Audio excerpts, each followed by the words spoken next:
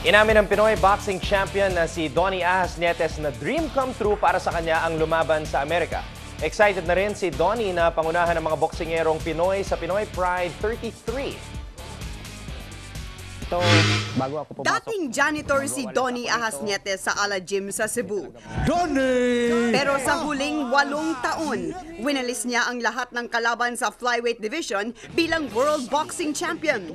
8 taong gulang nagsimulang magboxing si Nietes. Sumabak sa higit 50 amateur fights habang nasa kolehiyo.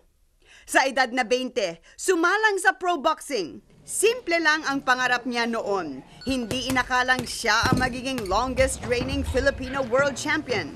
Hindi yan pumasok sa isip ko na magiging world champion ako. So sa akin lang, papasok lang ako sa boxing. So kung anong magiging magandang buhay doon sa boxing. Sa 8 taong idinapensa ang world title, lumaban na si Ahas sa Mexico pero hindi pa sa Amerika. Kaya dream come true para sa Pinoy na maging main event sa Pinoy Pride 33 sa Carson, California, ang unang fight card sa Amerika ng ABS-CBN at Ala Promotions. Dapat lang okay dito sa US ang yung mga Filipino fighter.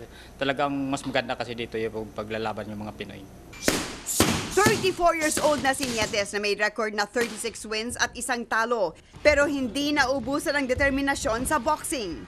Hanggang kaya ng katawan ko, so continue pa rin sa pagbuboxing. Sa October 17 sa StubHub Center, masusubukan muli ang katatagan ni Nietes sa pagharap niya sa Meksikanong si Juan Alejo.